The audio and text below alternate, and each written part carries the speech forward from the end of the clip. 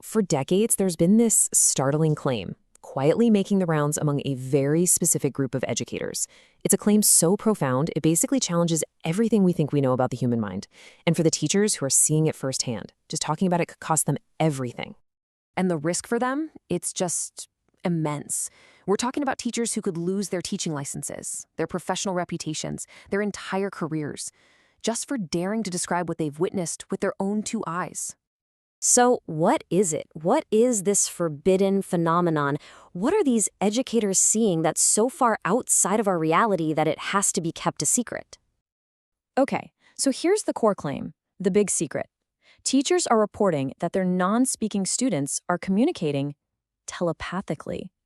We're going to dig into some of the very first documented cases, and honestly, they are just baffling. So let's look at one of the pioneers in this, a teacher named Marianne Harrington.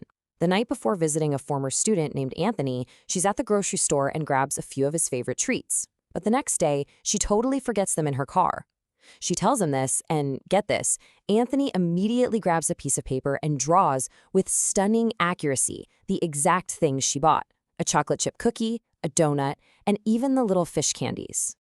I mean, just stop and think about that for a second. There is no conventional way he could have known that. She hadn't said a word about what she bought. He never saw the bag. So how? How on earth did he get that information? Well, years later, when they were able to communicate more easily, Marianne finally got to ask him. And his explanation was actually pretty simple. He said that when she was in the grocery store thinking about him, he received a signal. It wasn't like he was actively trying to read her mind. It was more like her thoughts about him were broadcasted, and he just picked it up. And look, this wasn't just some freak occurrence. Another teacher, we'll call her Casey, started noticing that her student Jay seemed to know things he just shouldn't. So she decides to run a little experiment. She just looks at him and silently, in her own head, thinks of a single, totally random word: space. And without missing a beat, Jay types out space. So they did it again, and again, and again, and it kept working. Okay, so if this stuff is actually happening and teachers are documenting it, why isn't it on the front page of every newspaper? Well, that brings us to this huge roadblock: the way mainstream science views the world. The dominant view in science is something called materialism. It's basically the idea that the only thing that's real is the physical stuff we can touch and measure. And in that view, your consciousness, your thoughts, your mind, it's all just a side effect of the chemical reactions happening in your brain. It's locked inside your skull, which means, according to this model, telepathy is flat out impossible. End of story. But then you've got this other idea from a biologist named Dr. Rupert Sheldrake, and his take is totally different. He says, hey, what if the mind isn't stuck inside the brain? Think of it like a magnet. The magnet is a physical thing, but its magnetic field extends out from it. Sheldrake suggests our minds are similar. They extend beyond our physical brains, and in that model, connecting with other minds at a distance, well, it's not impossible at all. It's actually what you'd expect. And this is where it gets frustrating for people like Dr. Sheldrake. He basically says that for many critics, it doesn't matter what evidence you show them.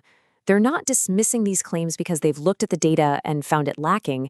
They're dismissing it because their fundamental belief system says this is impossible, so they don't even bother to look. But just when you think you're getting a handle on this, the story takes another turn. It gets even weirder, because it's not just a one-way street. It's not just students receiving thoughts. Incredibly, the teachers started receiving thoughts from their students. It usually started in a really subtle way. Imagine you're one of these teachers, sitting at a keyboard with a student, and all of a sudden you hear the words pop into your head a split second before the student physically types them on the screen. The thought was literally arriving faster than their fingers could move. And Marianne Harrington's description of this is just wow. She says it's not like seeing a picture, it's literally hearing words inside her own head.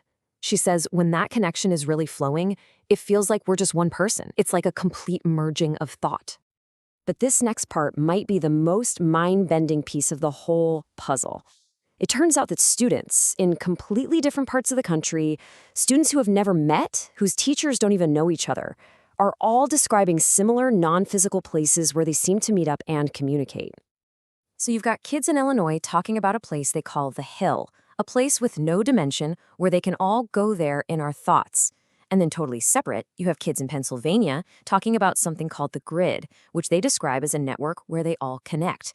They even invented their own slang there, like the word plink, which started showing up among all these unconnected kids. So what does all of this mean? If any of this is true, it forces us to ask some really big questions about who we are and what the human mind is even capable of.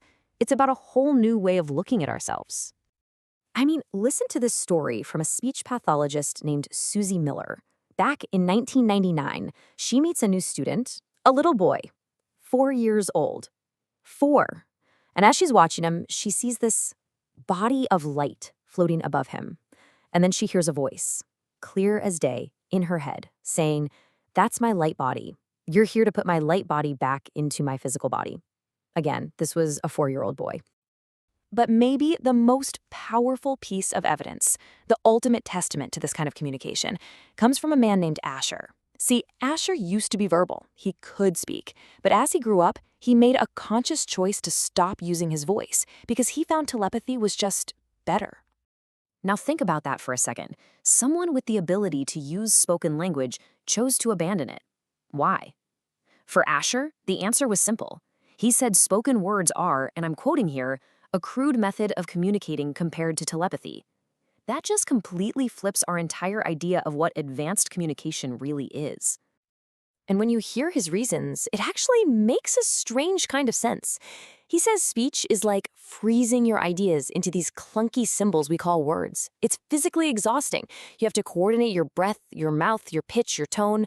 But telepathy, that's a direct transfer of pure thought and feeling. As he put it would be so much easier if they could feel our thoughts.